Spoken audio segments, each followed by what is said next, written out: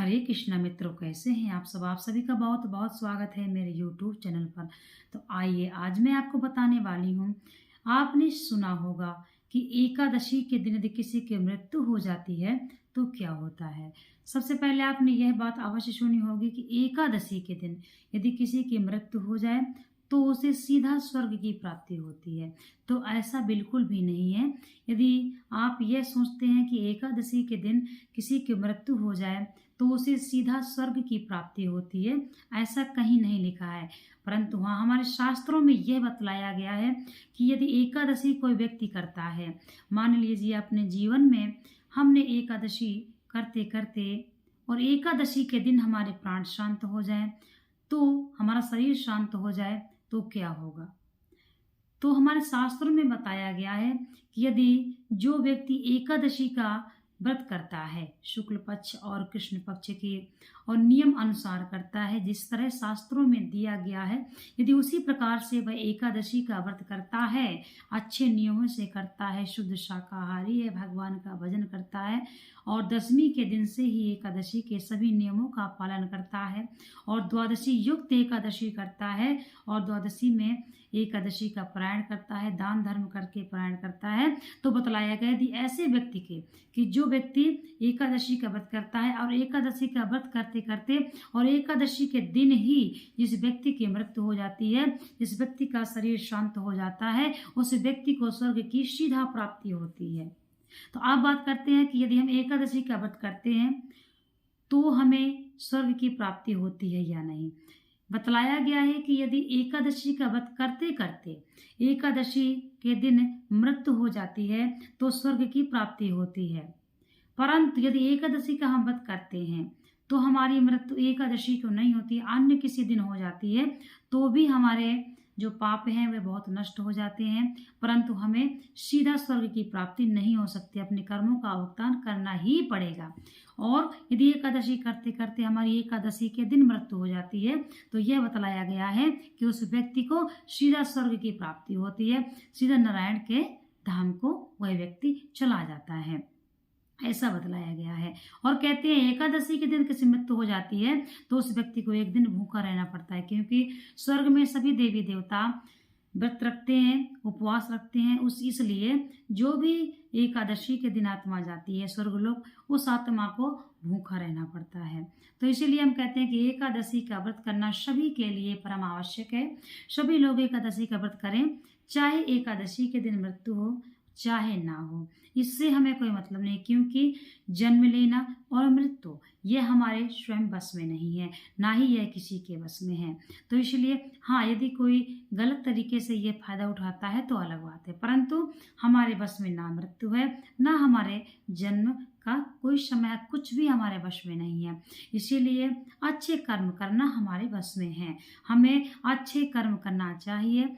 जिस प्रकार से हमें मनुष्य का जीवन मिला है 84 लाख योनियों के पश्चात, जिस प्रकार से हमें यह मनुष्य का जीवन मिला है, बहुत ही दुर्लभ है। मनुष्य का जीवन बहुत ही दुर्लभ है। हमने ऐसे कोई कर्म किए होंगे कि भगवान ने हमें उन कर्मों को, मान लीजिए ये कर्म भूमि है, उन कर्मों को अच्छा करने के लिए कि चलो इस जन्म में हमको भगवान मौका देते हैं कि चलो इस जन्म में हम अच्छे कर्म करें, तो हमको जो मनुष्य की योनि मिली है तो हमको मौका ही दिया गया है, हमको एक चांस दिया गया है। हमारे भगवान की कृपा से, भगवान की करुणा से, भगवान के आशीर्वाद से हमें मनुष्य की योनि प्राप्त हुई है। अब इस मनुष्य की योनि में हमें ऐसे कर्म करना चाहिए जिससे हमारे पाप नष्ट हो जाएं और हम भगवान के धाम को जाएं। तो इसीलिए सभी के लिए एकादशी का व्रत परम आवश्यक है। एकादशी का व्रत करने से हमें मोक्ष प्राप्त होता है, हमारे पाप नष्ट हो जाते हैं। और यहाँ तक बतलाया गया है कि एकादशी का व्रत करने और कथा सुनने मात्र से ही हमें गौहत्या, ब्रह्महत्या जैसे पापों को नष्ट करती है एकादशी। एकादशी भगवान श्री नारायण के शरीर से उत्पन्न हुई है, इसलिए एकादशी के दिन नारायण की पूजा होती है, नारायण की आरती होती है। और एकादशी के दिन भगवान नारायण के, भगवान विष्णु के 12 अक्षर मंत्र का पूरा दिन जप करना चाहिए, बेफालतू के लोगों से बात नहीं करना चाहिए, नास्तिक मनुष्यों से बात नहीं करना चाहिए, जो अपना धर्म ना मानता हो, धर्म बदल लिया हो, गुरु बदल लिया हो, ऐसे लोगों से बात नहीं करना चाहिए। तो आप क्या चाहते हैं कि एकादशी का व्रत हमें करना उचित है या नहीं? देखिए, सब कोई साथ छोड़ देगा, परंतु हमारी एकादशी अनंत योनियों तक हमारे साथ जाने वाली है। एकादशी कभी किसी का साथ नहीं छोड़ती है, चाहे हम इस योनि के बाद चाहे हम जिस योनि में जाएं, परंतु एकादशी हमारी लगी रहेगी। आप यह बात जान लीजिए। इसीलिए हम ये सबको यही राह देंगे कि एकादशी का व्रत करिए, शुद्ध शाकाहारी बनिए और भगवान का भजन करिए। ये जिंदगी हमारी कितनी है हमें स्वयं पता नहीं है। ये शरीर हमारा कब साथ ना दे हमें स्वयं पता नहीं है। तो इसीलिए ये शरीर अपना नहीं है। मान लीजिए इस शरीर में हमारी आत्मा है। घोंसला में एक चिड़िया है, चिड़िया उड़ गई, घोंसला रह जाता है। इसी प्रकार से हमारे शरीर से जिस दिन आत्मा निकल जाएगी हमारा शरीर रह जाएगा। शरीर किसी काम का नहीं, मिट्टी है। इसी प्रकार से आप ऐसे कर्म करिए कि हमारी जो जीवात्मा परलोक में जाए। तो दिव्य देवियाँ हमारे दर्शन करने आए। कहते हैं जब कोई आत्मा स्वर्ग में जाती है तो देवियाँ भी उसके दर्शन करने आती हैं। इसीलिए स्वर्ग में वही जाता है जो व्यक्ति अपनी जिंदगी में अच्छे कर्म करता है। भूखों को भोजन, प्यासे को पानी, पक्षियों की रक्षा, गौ सेवा, पशुओं की रक्षा, सभी से मीठी वाणी बोलता है, सभी पर करुणा करता है, सभी पर दया करता है और अपनी तरफ से ऐसा किसी को कोई गलत बात नहीं भूलता कि उसकी आत्मा को ठेस पहुंचे। जो व्यक्ति इन विशेष बातों को ध्यान देता है वह व्यक्ति स्वर्ग को अवश्य जाता है। तो इन बातों श्रीमद् भागवत गीता में भी हमें यही बताया गया है। सबसे बड़ा पुण्य है किसी को सुख पहुंचाना और सबसे बड़ा पाप है किसी को दुख पहुंचाना। इसलिए अब आप समझ लीजिए, जब हम किसी को दुख पहुंचाते हैं, कई कारणों से हम किसी की आत्मा में दुख होता है हमारी वजह से। कई कारणों से किसी को हमने गलत बोल दिया, किसी ने हमसे कुछ मांगा हमने उसे दिया नहीं, हमने किसी के लिए झूठ बोल दिया। तो इस प्रकार से हमसे बड़े बड़े पाप ही है। तो किसी की आत्मा को हमारी वजह से अगर दुख पहुंचता है तो यह सबसे बड़ा पाप बतलाया गया है। और हमारी वजह से मान लीजिए कोई पक्षी है, घायल अवस्था में है, वह रास्ते में पड़ा है, हम उसको उठा करके लाते हैं, उसकी सेवा करते हैं, उसको दुरुस्त करके हम छोड़ते हैं, तो यह सबसे बड़ा पुण्य है।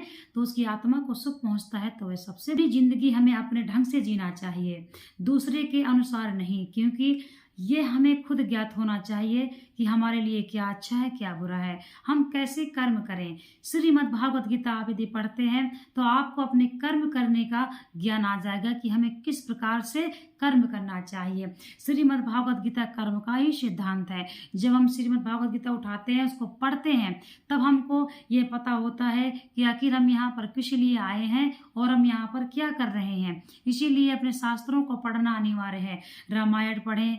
रामायण पढ़ने से ज़्यादातर हमको हमें परिवार से प्रेम होता है। जब भी हम रामायण पढ़ते हैं तो उसमें हमें ऐसा लगता है कि हमें अपना परिवार किस प्रकार से चलाना चाहिए, किस प्रकार से हमें अपने परिवार से मिलकर चलना चाहिए, भाइयों के किस प्रकार से चलना चाहिए, भाई का किस प्रकार से साथ देना चाहिए और पत्नी का अपने पति का किस प्रकार से साथ देना चाहिए और एक पति को अपनी पत्नी का किस प्रकार से साथ देना चाहिए और अपने पिता का पुत्र किस प्रकार से एक पुत्र को अपने पिता की आज्ञा का पालन करना चाहिए। तो रामायण के अंतराल में हमको यह अच्छे से ज्ञात हो जाता है कि एक परिवार को किस प्रकार से चलना चाहिए। और श्रीमद् भागवत गीता जब हम पढ़ते हैं तो हमको ज़्यादातर यह आभास होता है कि हमको किस प्रकार के कर्म करना चाहिए, हम क्या कर रहे हैं, किस लिए हम आए हैं, हम किस तरह के कर्म करें तो हमको मोक्ष की प्राप्ति हो जाएगी।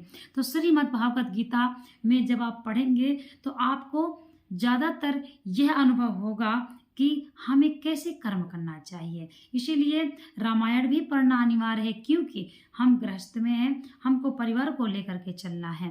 तो रामायण पढ़ें, श्रीमद् भागवत गीता पढ़ें, अपने शास्त्र पढ़ें, ताकि हमें यह ज्ञान हो कि हमारे शास्त्रों में जो भी दिया हुआ है हमारे बहुत ही हित में है। सब कुछ हमारे शास्त्रों में दिया हुआ है। और समझिए कि हमको किस प्रकार से अपना जीवन व्यतीत करना है, हमको भगवान ने यह लिख करके ही रख दिया है। हमारे ऋषि मुनि, हमारे संत, हमारे गुरुजन हमें यह बता गए हैं कि बेटा आपको किस प्रकार से चलना है। तो यह हमें किसी और की बताने की आवश्यकता नहीं। पहले गुरु हमारे माता पिता ही होते हैं। यदि अच्छे मित्र होते हैं भविष्य में किसी के, तो वो भी बहुत अच्छा फल होता है। यदि किसी को अच्छे मित्र मिल गए तो जीवन बन जाता है, और किसी के मित्र यदि बुरी संगत के मिल जाते हैं तो उसका जीवन बर्बाद हो जाता है। इसीलिए हमारे शास्त्र हमारे मित्र जैसे हैं। हमारे माता पिता भी हमारे जैसे शास्त्रों का सम्मान होता है, वैसे हमारे माता पिता का भी सम्मान होना चाहिए, क्योंकि हमारे माता पिता हमारे सबसे पहले गुरु होते हैं। हमें वह सबसे पहले सब कुछ सिखाते हैं, पालते हैं, पोसते हैं। हमारे माता पिता ही हमारे जन्मदाता हैं। इसलिए माता पिता, गुरु और एक अच्छा मित्र और हमारे शास्त्र हमारे लिए बहुत ही पूजनीय हैं। इसलिए अपने जीवन में सबकी इनकी कदर करें, पूजा करें, और इसीलिए